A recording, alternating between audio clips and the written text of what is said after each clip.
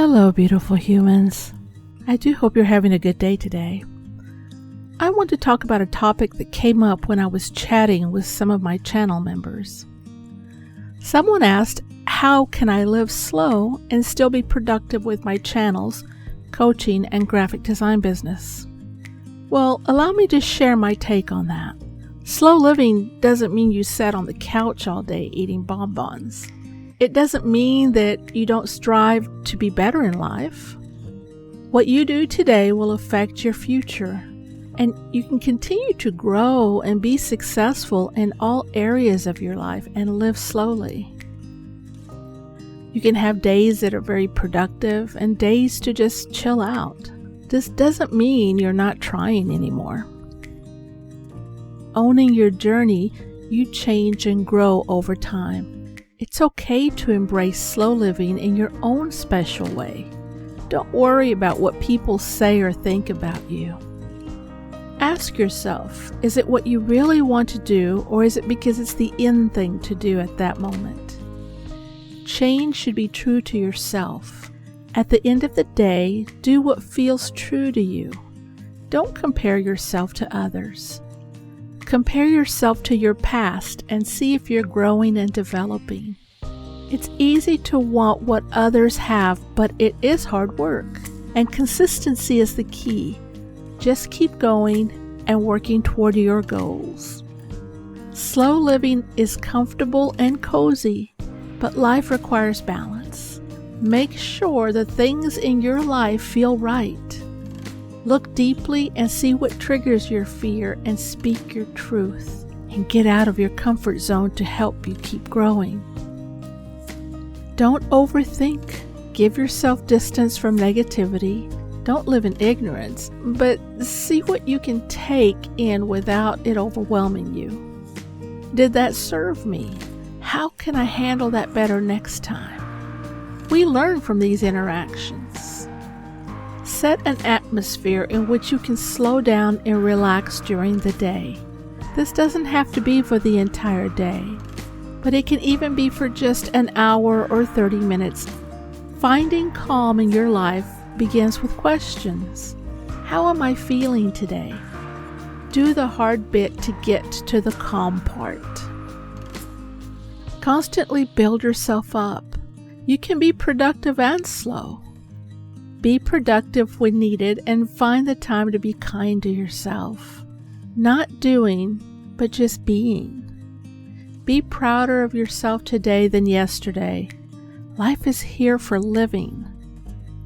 List the things that you really want to do in life and think of ways to do them. Balance is important, and we may never achieve perfect balance, but we can strive to get there without the expectation of being perfect. And this is your friendly reminder for you to subscribe and hit the bell. Also, give this video a thumbs up so more people can find this content on YouTube. Okay, let's get back to it. Slowing down was nice, and I appreciated the break from the hectic pace of everyday life. But something had been nagging at me from the beginning of my journey. That was that inner voice instructing me to stop being a slacker. I'm prepared to guess you've had similar experiences. You intend to slow down, rest, and do something that will revitalize you.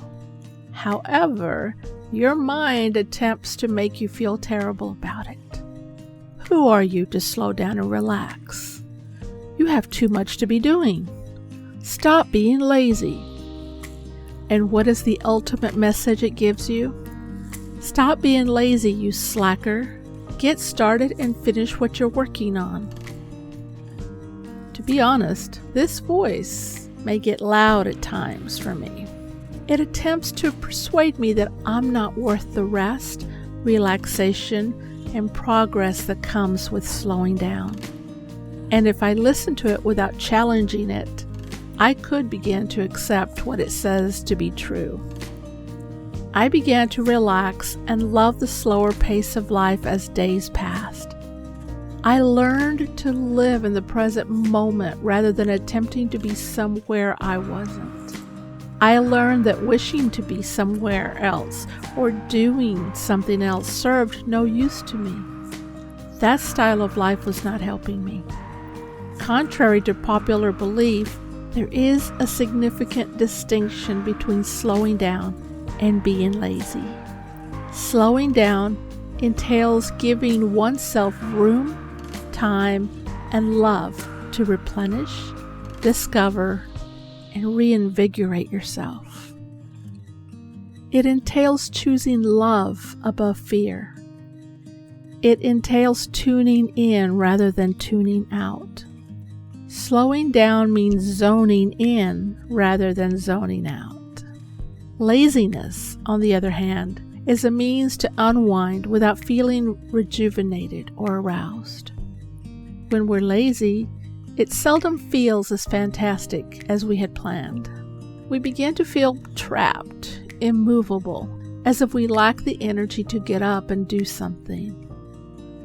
Being lazy helps us to zone out rather than tune into ourselves.